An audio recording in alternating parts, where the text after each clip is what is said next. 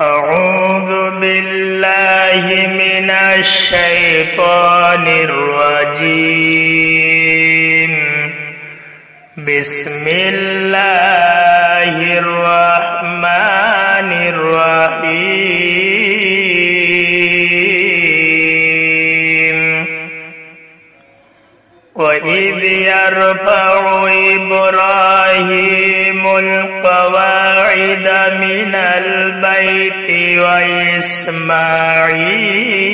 وإسماعيل ربنا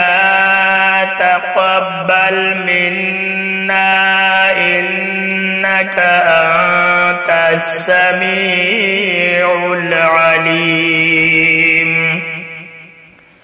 ربنا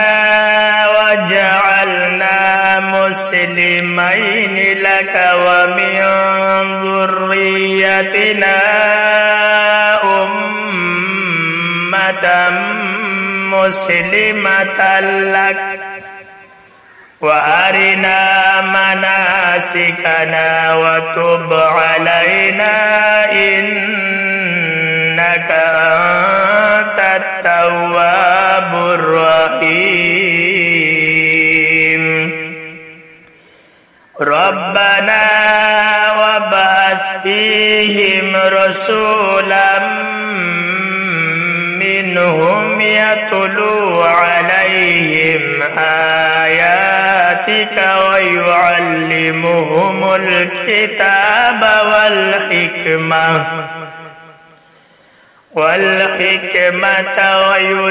ويزكيهم إنك أنت العزيز الحكيم